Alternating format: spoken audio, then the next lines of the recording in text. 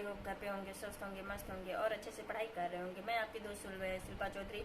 तो आज के इस वीडियो में हम पढ़ने वाले हैं फिजिक्स का कुछ टॉपिक समाप्त हो गया था और उसके बाद बाकी क्या था आपका बायो-सेवर्ट का नियम, जो कि एग्जाम के तौर पर बहुत ही इम्पॉर्टेंट है। ठीक, तो वही आज हम पढ़ने वाले हैं। पढ़ने से पहले मैं कुछ कहना चाहती हूँ कि मंजिल उन्हीं को मिलती है जिनके सपनों में जान होती है। मंजिल उन्हीं को मिलती है जिनके सपनों में जान होती है। पंखों से कुछ नहीं होता मेरे यार, हौसलों से उड़ान होती है। ठीक, तो आज हम पढ़ने वाले हैं बायो-सेवर्ट का नियम। तो चलिए देखते हैं कि बायो-सेवर्ट में क्या है। बायो-सेवर्ट ने एक चालक तार लिया। क्या लिया? एक चालक तार लिया। उसमें आई धारा प्रवाह। बायो-सेवर्ट ने एक चालक तार लिया, उसमें आई धारा प्रवाह, यानी उस चालक तार में धारा प्रवाह है। ठीक, यानी आई, और उसके आर दूरी पर, किसके? चालक तार के आर दूरी पर एक बिंदु है जिसका नाम हमने क्या रख दिया? पी। ठीक, इतनी बात क्लियर। बायो-सेवर्ट ने एक चालक तार लिया, उसमें धारा प्रवाह क्या? आई।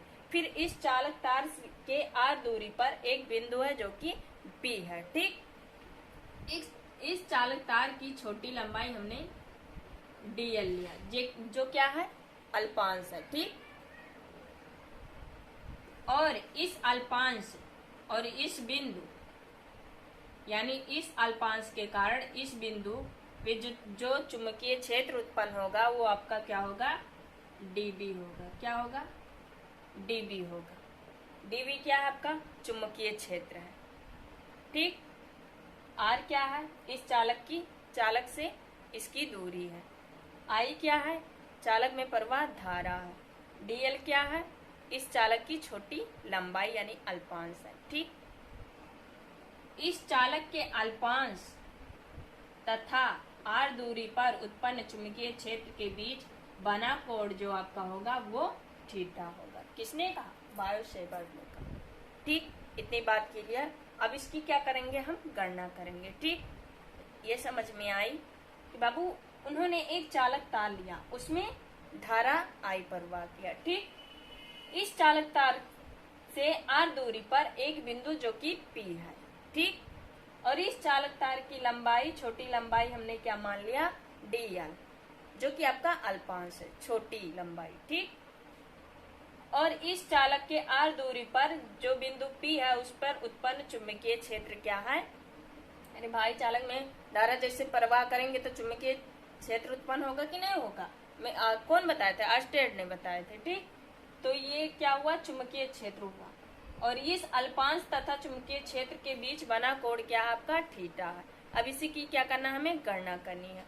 ठीक, तो चलिए करते हैं गणना। उन्होंने कई नियम दिए। पहले नियम में इन्होंने क्या कहा? आप वो लिखोगे। पहले नियम में इन्होंने कहा कि पहले आप हेडिंग बाय हेडिंग में बोल रही हूँ, आपको लिख लेना है। ठीक, नियम में आप लिखोगे, उसके बाद क्या करोगे? डीबी अनुक्रमानुपाती आई। कहने का मतलब ये है कि इस चालक में प्रवाहित धारा के कारण आर दूरी पर, इस चालक में प्रवाहित धारा के कारण आर दूरी पर उत्पन्न चुंबकीय क्षेत्र धारा के बराबर होता है, यानी अनुक्रमानुपाती होती है। ये पॉइंट आपको लिखनी होगी। यानी अल्पांश के कारण उत्पन्न, या ये अर्थात लिख सकते हो कि इस कथन में कि अल्पांश के कारण उत्पन्न चुंबकीय क्षेत्र चालक में प्रवाह धारा के अनुक्रमानुपाती होता है, पहले नियम में। ठीक, तो दूसरे नियम में क्या लिखोगे? दूसरे नियम में आपको लिखना होगा कि इस चालक में प्रवाहित धारा के कारण आर दूरी पर उत्पन्न चुंबकीय क्षेत्र अल्पांश के अनुक्रमानुपाती होती है, यानी डीबी अनुक्रमानुपाती डीएल। इतनी बात क्लियर। अब तीसरे नियम में क्या लिखना होगा कि अल्पांश तथा चुंबकीय क्षेत्र के बीच बना कोण किसके अनुक्रमानुपाती होता है? चुंबकीय क्षेत्र। यानी ये जो पॉइंट इसमें लिखे थे उसी पॉइंट इसमें आपको लाइन बाय लिखना है कि किसी चालक में प्रवाहित धारा के कारण r दूरी पर उत्पन्न चुंबकीय क्षेत्र चालक के अल्पांश के अनुक्रमानुपाती होता है, यानी dB अनुक्रमानुपाती साइन थीटा। ये था इसके लिए। और इसका मतलब क्या होगा, चौथे नियम में इन्होंने कहा था क्या कि उत्पन्न चुंबकीय क्षेत्र अल्पांश तथा r दूरी पर उत्पन्न बिंदु के बीच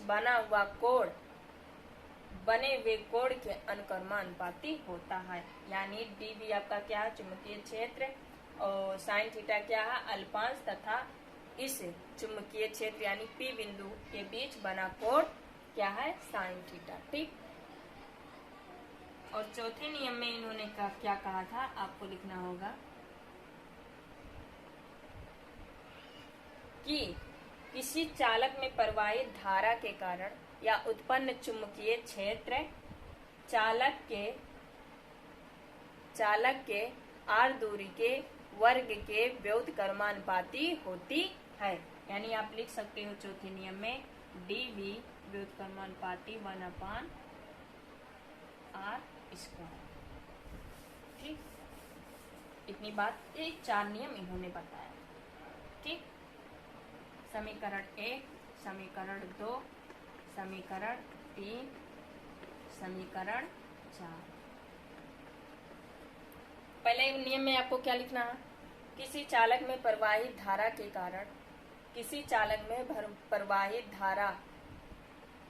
कारण r दूरी पर उत्पन्न चुंबकीय क्षेत्र उस चालक में प्रवाहित धारा के अनुक्रमानुपाती होती है। पहले नियम में आपको लिखना। दूसरे नियम में इन्होंने बताया कि उत्पन्न चुंबकीय क्षेत्र उस चालक के अल्पांश के अनुक्रमानुपाती होती है। तीसरे नियम में क्या बताया कि उत्पन्न चुंबकीय क्षेत्र अल्पांश तथा उस बिंदु के विद्युत चुंबकीय पर जो बिंदु है P बिंदु के बीच बना कोण के अनुक्रमानुपाती होता है। चौथे नियम में आपको क्या लिखना है कि किसी चालक के कारण यानी उत्पन्न चुंबकीय क्षेत्र चालक के r दूरी के वर्ग के व्युत्क्रमानुपाती होती है। ये 4 नियम आपको लिखने होंगे। अब इसको जब फार्मूला प्रूफ करेंगे तो क्या लिखेंगे? समीकरण 1, 2, 3 व 4 से तो सभी का मान क्या कर देंगे? रख देंगे। यानी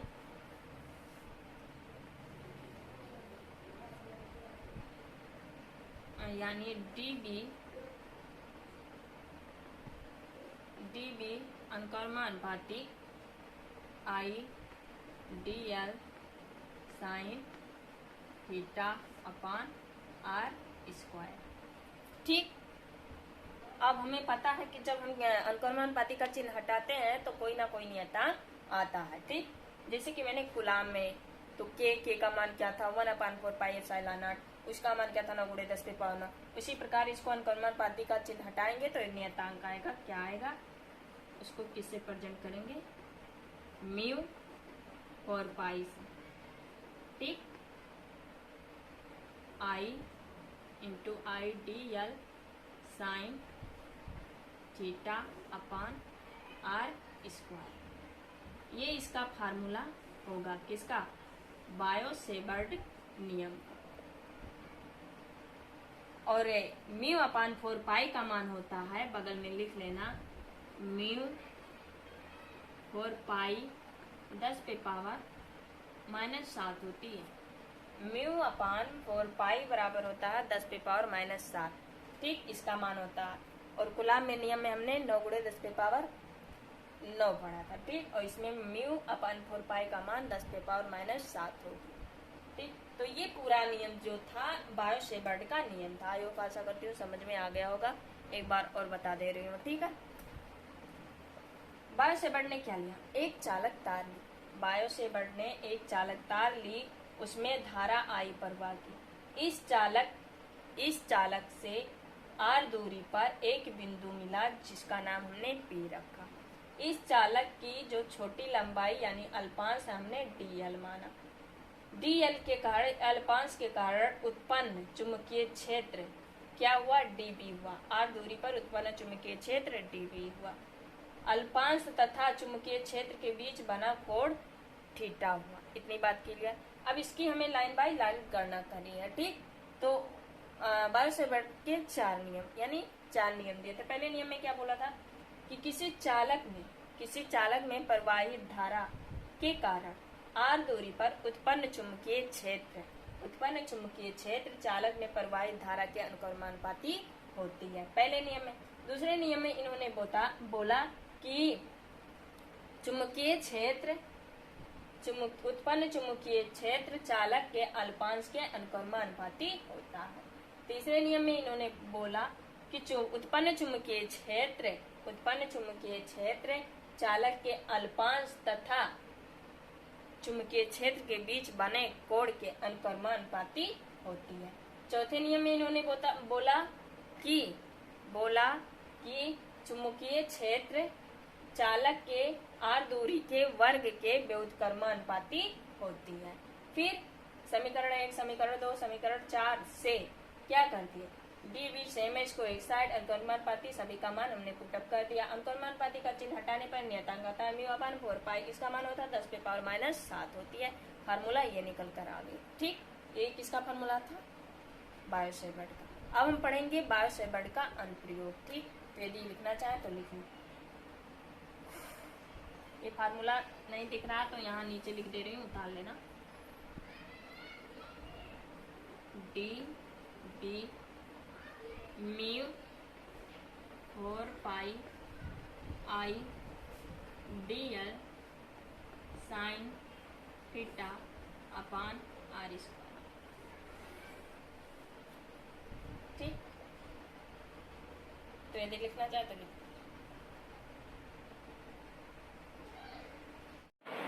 तो हो गई, मिटा दें। अब हम पढ़ेंगे इसका अनुप्रयोग।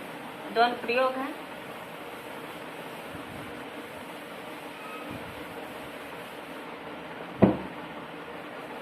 बायो सेवर्ट का अनुप्रयोग। ठीक, ओपन। पहला अनुप्रयोग आपका क्या है, सरल रेखीय चालक के कारण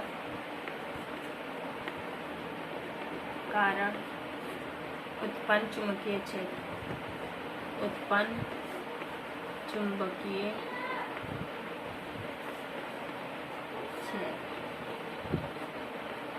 ठीक, ये था पहला अनुप्रयोग। ठीक, तो इसमें क्या होगा वो देखेंगे। सबसे जरूरी है आपका फिगर। जब तक आपको फिगर समझ में नहीं आएगी आप आगे नहीं कर पाओगे। ठीक, चलिए समझते हैं कि फिगर क्या है।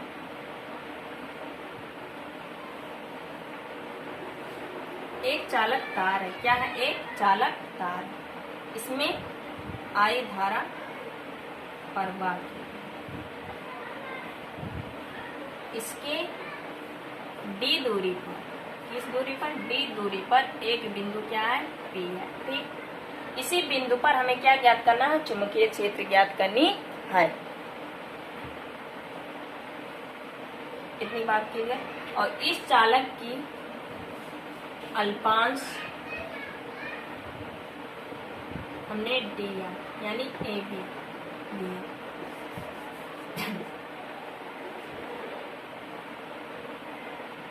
दो बिंदु बी ए, टी एन।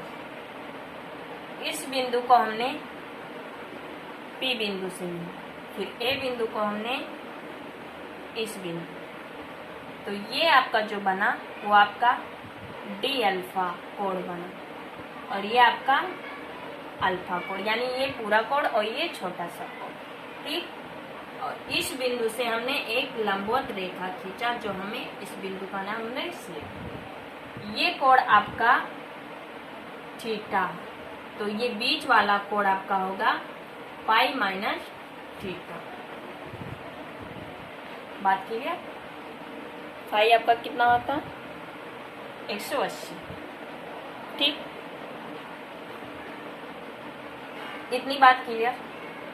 ये हो गया, सभी हो गया। इसका नाम हमने क्या रख दिया? ओ। अब इसको प्रूव करने के लिए, वैसे भी कई राइटर इसको बुक में बहुत लेंदी कर दिए, क्या बहुत ही बड़ा। ठीक, लेकिन यहाँ पर एक ट्रिक बताई जाएगी, वर्किंग स्टेप, उसको आपको एग्जाम में नहीं लिखनी है, सिर्फ समझनी है और याद रखनी है कि हाँ ऐसे ऐसे होगा। वहाँ कॉपी में ये नहीं लिखनी होगी, सिर्फ तुम्हें याद रखना होगा ये वर्किंग स्टेप। अब देखिए कि क्या होती है वर्किंग स्टेप। ठीक है, तो यहाँ पर कितने त्रिभुज दिख रहे हैं? 1 2 3। यहाँ पर हम क्रॉस कर रहे हैं, कितने त्रिभुज देख रहे हैं? 1 2 3। ठीक दिख रहे हैं कि नहीं दिख रहे? दिख रहे हैं। तो हम पहले क्या लेंगे? पहले में लेंगे समकोण, समकोण त्रिभुज ए बी सी में। ये आपका क्या वर्किंग स्टेप है, लिख लेना, वर्किंग स्टेप। वर्किंग स्टेप है, एग्जाम में नहीं आपको लिखनी है, यहाँ पर लिखना है। ठीक, ये आपका हो गया। अब हम क्या लेंगे? और इसकी दूरी आर है, इसकी भी दूरी हमने, ये दूरी आर है तो ये भी दूरी आर ही होगी। एक त्रिभुज आपका हो गया। तो सम कोण त्रिभुज ए बी सी में क्या होगा? साइन कोण का मान कितना? पाई माइनस थीटा का मान निकल जाएगा, और जब इसका मान निकल जाएगा तो इसकी सहायता से हम AC का मान निकाल लेंगे। ये पहला था। अब दूसरे में वर्किंग स्टेप क्या है? दूसरा त्रिभुज लेंगे। ठीक,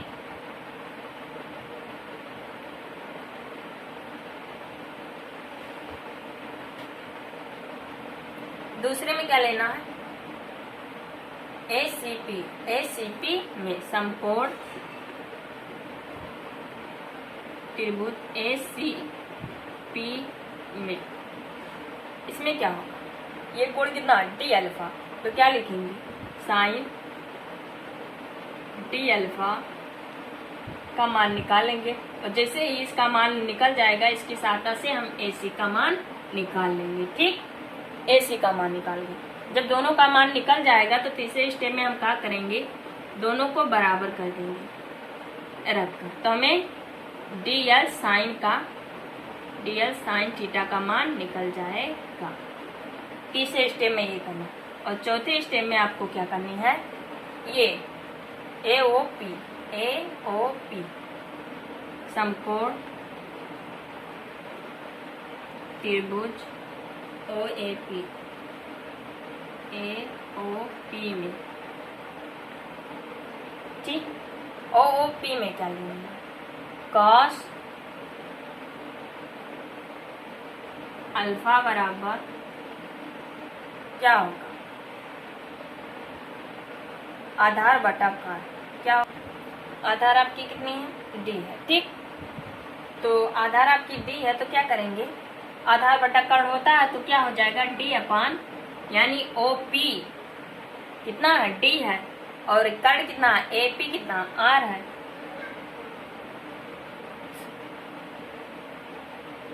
अभी हमें क्या करना है?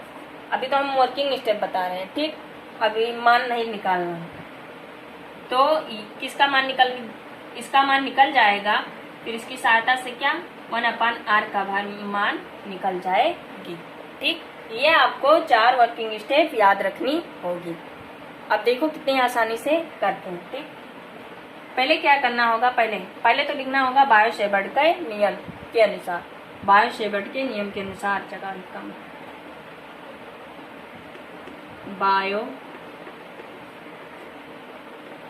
बायो-सेवर्ट के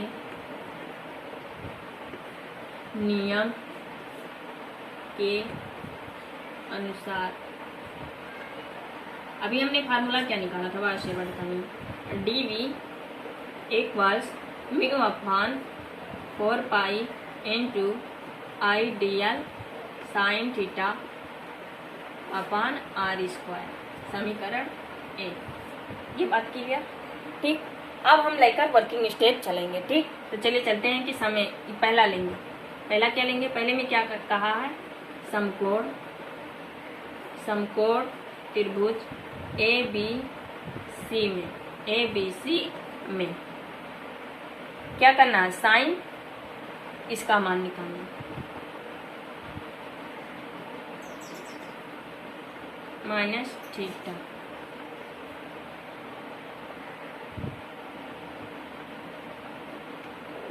तो क्या होगा, साइन थीटा बराबर क्या होता है, साइन थीटा बराबर क्या होती है, साइन थीटा बराबर क्या होती है, लंब बटा कर्ण। साइन थीटा बराबर क्या होती है, लंब बटा कर्ण। तो AB यानी AC आपका क्या है, लंब, कर्ण आपका क्या है, AB। ठीक, यहाँ पर दिख रहा है, कोण के सामने हमारा भाग हमेशा क्या होती है, लंब होती है। तो AC आपका क्या है, लंब है, ये आपका क्या है, कर्ण है। तो साइन माइनस थीटा बराबर साइन थीटा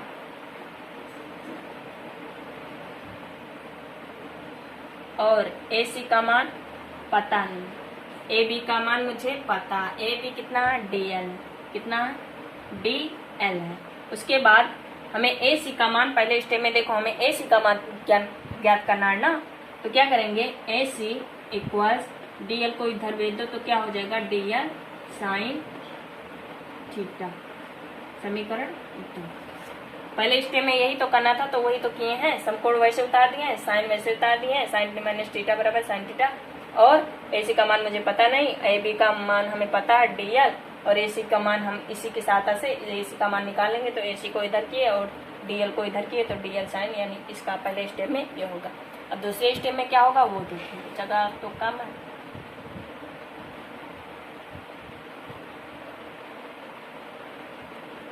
इसको लिख लें, उसके बाद दूसरा स्टेप बता रहे हैं, इसको उतार लें, उसके बाद दूसरा स्टेप बता रहे हैं। तो ये हो गया। अब हम दूसरे स्टेप में निकालेंगे, क्या करेंगे, दूसरा स्टेप।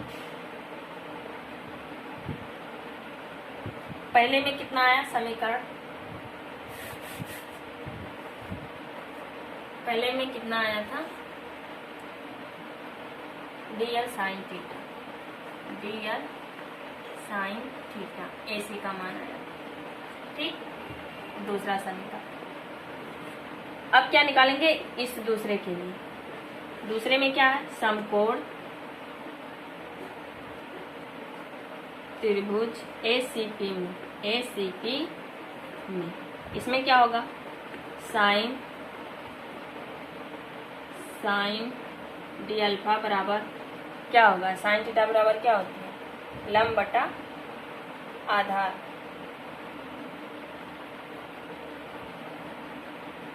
लंब आपके क्या, कोण के सामने वाला भाग हमेशा क्या होता है, लंब होता है, AC। ठीक, तो AC लिख देंगे, और लंब बटा कर्ण, कर्ण आपका क्या है, ये, तो क्या होगा, कर्ण आपका क्या होगा, R होगा। ठीक, और साइन थीटा बराबर थीटा यानी D alpha into AC upon R। R को इस साइड, AC का हमें मान ज्ञात करनी है, तो क्या करेंगे, AC का मान निकालेंगे और D अल्फा इंटू R, ये आपका होगा तीसरा समीकरण। देखिए मैंने कुछ नहीं किया, इसी वर्किंग स्टेप की सहायता से भी देखो बड़े वाले पोर्शन, बड़े वाली इस डेरिवेशन को हमने कैसे छोटे में करते हैं। ठीक, तो ये दूसरा वैसे लिखा है कि नहीं लिखा, इसका मान निकल कर आया कि नहीं आया, AC अपान R। जैसे इसका मान निकल कर आया, इसी के साथ साथ हमने किसका मान निकाल लिया, AC का मान निकाल लिया। तो ये आपका था समीकरण तीसरा। तो उतार लो, उसके बाद इसका मान निकालते हैं। AC और AC को बराबर कर देंगे, ठीक। तो AC इसका मान कितना आया, D × R, समीकरण। तो हो गया, मिटा दे।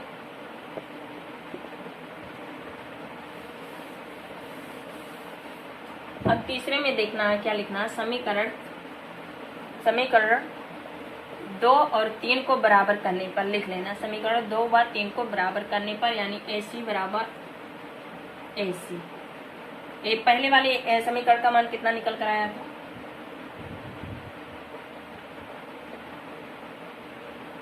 DL sin थीटा बराबर क्या आया, दूसरे वाले का D अल्फा अपान R आया, ठीक। तो मैंने तीसरे स्टेप में क्या बताई थी कि यदि ये AC, इसका AC निकाले थे और इसका AC, तो दोनों का जब AC निकल जाएगा तो बराबर कर देंगे, तो हमें DL साइन का थीटा का मान पता हो गया। तो वही हुआ कि नहीं हुआ, हुआ, बिल्कुल हुआ। जैसे ही हमने AC समीकरण 2 और 3 को बराबर किया, DL साइन का मान हमें पता हो गई। तीसरे वर्किंग स्टेप आपका हो गया, ठीक। सिर्फ इसी पर तुम्हें करते जाना, इसको यदि एग्जाम में नहीं लिखना है, माइंड में आपको फिट करना है, और इसी के माध्यम से आपको ये डेरिवेशन एग्जाम में करनी होगी, ठीक।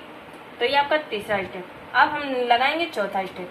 तीसरे स्टेप में निकल कर इसका मान कितना आया, इसका मान निकल कर आया DL साइन थीटा बराबर D अल्फा × R, ठीक। उतारना चाहते उतार ले, उसके बाद मिटा। अब निकालेंगे हम क्या, चौथे के लिए। तो चौथे में क्या है, समकोण त्रिभुज AOP में, AOP में क्या निकालना, कॉस अल्फा, ठीक। क्या निकालना है, कॉस अल्फा निकालना है। तो क्या होगा, लंब निकालिए, आधार बटा कर्ण करना है। तो आधार आपका क्या है, D, कर्ण आपके कितनी है, R। तो हमें अब इसका मान, हमें cos थीटा का मान पता हो गया कि नहीं पता हो गया, पता हो गया, cos अल्फा का मान। अब इसी की सहायता से हमें 1/R का मान निकालना, तो निकल नहीं जाएगा। 1/D को इधर भेज दो, तो 1/cos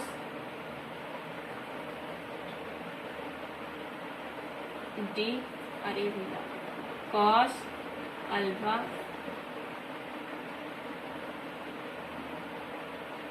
× D, ठीक।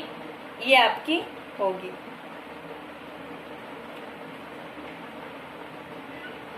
कितने हो गया, ये आपका समीकरण 4 है, ठीक। इतनी बात क्लियर, यानी समीकरण 4 का मान कितना निकल कर आया, 1/R बराबर cos अल्फा अपान, ठीक। उतारना चाहे तो उतार लें। अब क्या करेंगे, अब वही करेंगे जो हमें करना कि DL साइन थीटा का मान कितना निकल कर आया, समीकरण कौन सा था, चौथा। समीकरण 4 का मान समीकरण 1 में रखने पर, समीकरण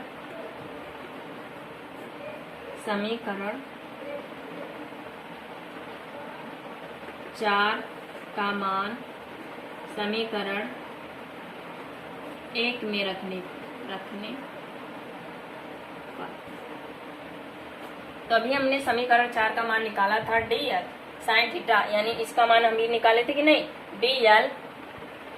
DL साइन थीटा का मान निकालकर हमने कितना लाया था, D अल्फा × R। तो उसकी जगह पर हमें क्या करना है, D अल्फा × R लिख देना। तो DV μ/4 pi × I × D alpha × R² अब यहाँ देखना, ऊपर एक आर है, नीचे एक आर है, तो कैंसिल नहीं हो जाएगी? हो जाएगी। तो आर आर कैंसिल, तो कितने आर बचे? एक आर, यानी mu 4 pi into I into D alpha. R से आर कैंसिल, एक आर बचे। अब 1 आर का मान अभी हमने तुरंत निकाला है, कितना आया है? cos alpha upon D. तो उसके जगह पर हमें 1 आर का मान लिख देंगे। तो आपका डी भी नीचे दिख रहा है, डी भी निकल कर आएगा म्यू अपान 4 पाई आई cos alpha into D alpha upon D. अरे भैया 1/r का मान अभी तुरंत निकाले हैं, cos अल्फा अपान डी। तो 1/r के जगह पर cos अल्फा अपान डी रखा और डी अल्फा वही है, आई वही है। ये आपका किसके लिए था? एक अल्पांश चालक के लिए। अभी डेरिवेशन और है, अभी जितना निकाले हैं किसके लिए निकाले हैं? इस अल्पांश के लिए निकाले हैं। इस अल्पांश के लिए चुंबकीय क्षेत्र निकाले हैं। अब हमें क्या करनी है? एक्स वाई के लिए निकालना। क्या निकालना है? इस चालक के एक्स वाई के लिए निकालना है। ठीक, तो ये लिखना चाहें तो लिख लें, उसके बाद हम मिटाएं।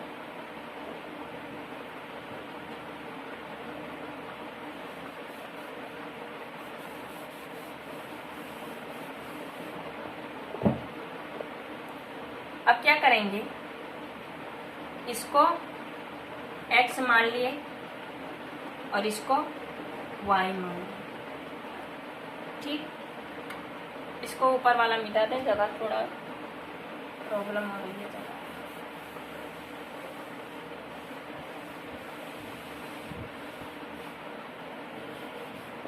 समझ जाना कि किसका उसका अनुप्रयोग है। ठीक,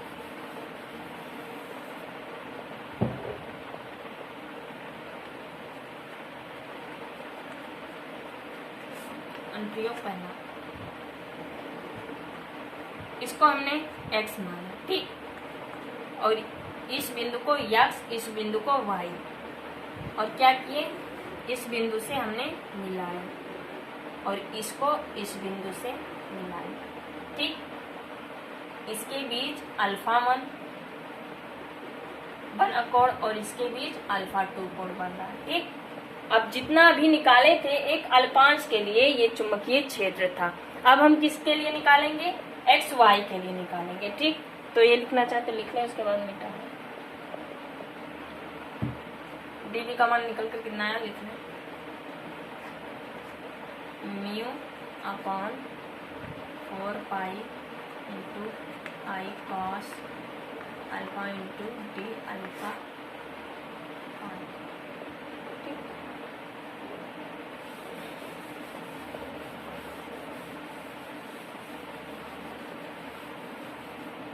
अब हमें निकालनी है एक्स वाई के लिए। एक्स वाई के लिए चुंबकीय क्षेत्र, एक्स वाई के लिए चुंबकीय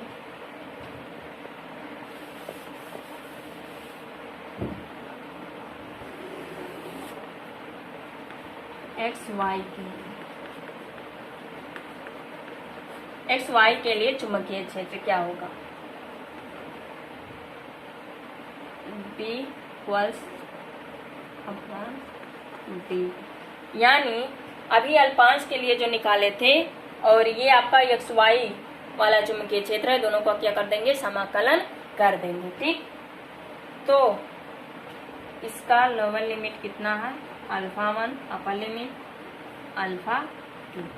ठीक, और अभी हमने जस्ट क्या निकाला? डी वी का मान निकाली। कितना? Alpha 1 alpha 2। कितना निकाले? Mu upon 4 pi into i cos alpha into D alpha upon D.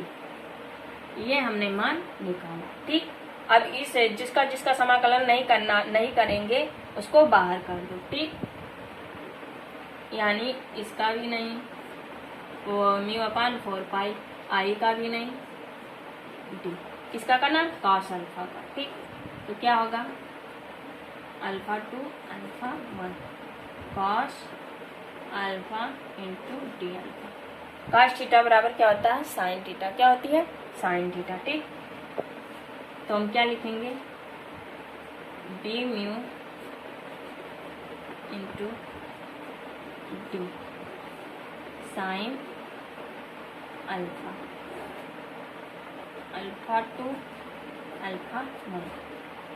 तो इतना पहले उतार लें, उसके बाद फिर से शुरू से कर रहे हैं। इतना मान आप उतार लें। ठीक,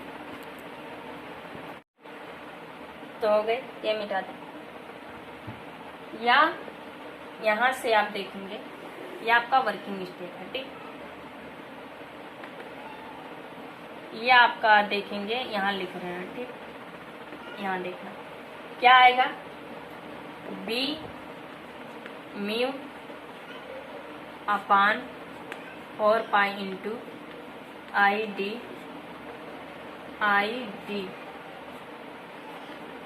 कोष्टक में sine alpha 1 minus sine alpha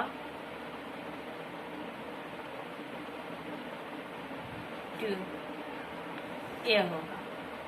ठीक,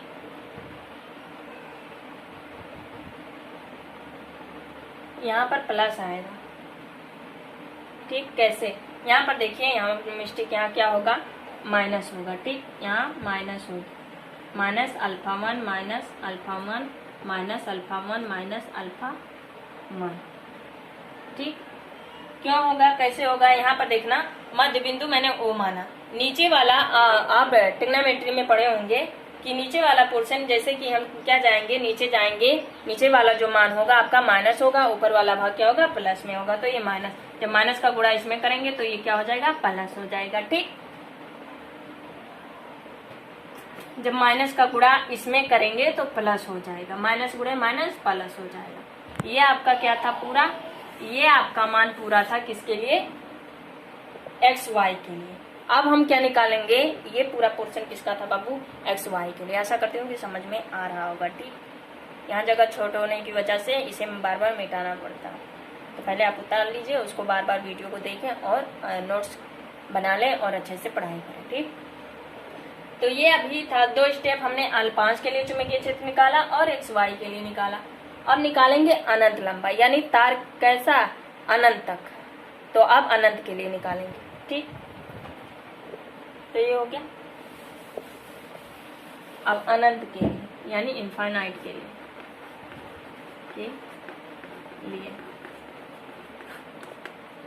अनंत के लिए होगा अल्फा 1 का मान कितना होगा? 90। ये बढ़ता जाएगा, बढ़ जाएगा। ये कोड क्या होगा? एक समय आएगा कि ये 90 का कोड बना लेगा। तो क्या होगा? 90 और इसका भी 90। ठीक, ऐसे आया, ऐसे आया, ऐसे आया और ऐसे आया। एक समय ऐसा आएगा कि ये इनके बीच क्या होगा? 90 का कोड बनेगा। ठीक, तो ये बात समझ में आई। अब क्या करेंगे? इसका मान समीकरण इसमें रख देंगे। इसको कुछ मान लो समीकरण 3 या 4। ठीक, 3 में रखने का।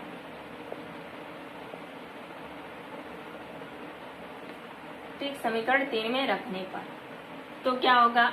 ये आपका क्या? समीकरण 3 4 pi into i upon d sine alpha 1 plus sine alpha 2। ठीक, उसके बाद ये मान तो वही रहेगा,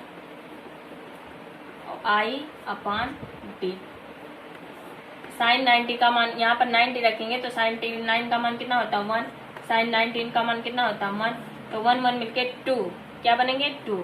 तो इसका फार्मूला अनंत लंबाई के लिए चुंबकीय क्षेत्र का फार्मूला क्या आएगा? 1 1 2 2 इसमें गुणा करेंगे तो 2 अपान 2 आई अपान डी।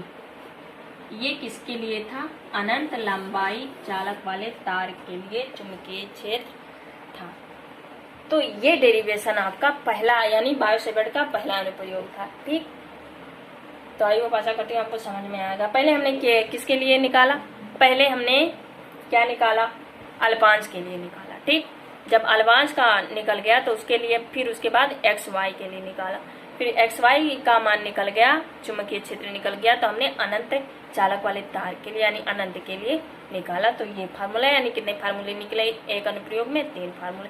तो इसको आप बहुत राइटर ने बुक में बहुत ज़्यादा लेंदी कर दिए हैं और समझ में नहीं आएगी। ठीक, यदि आपको ये वर्किंग सबसे मेन पॉइंट है वर्किंग स्टेप, यदि ये 4 वर्किंग स्टेप आपको पता हो गया और फिगर आपको समझ में आ गई तो आप डेरिवेशन बहुत ही आसानी से कर लोगे। ठीक, तो आज इतना ही, वीडियो बहुत बड़ा हो जा रहा है तो आशा करती हूँ आपको अच्छे तरीके से समझ में आया होगा। यदि आया तो प्लीज़ वीडियो को लाइक शेयर सब्सक्राइब जरूर करिएगा और आप अच्छे से मेहनत करें और आगे बढ़ते रहें। जय हिंद, जय भारत।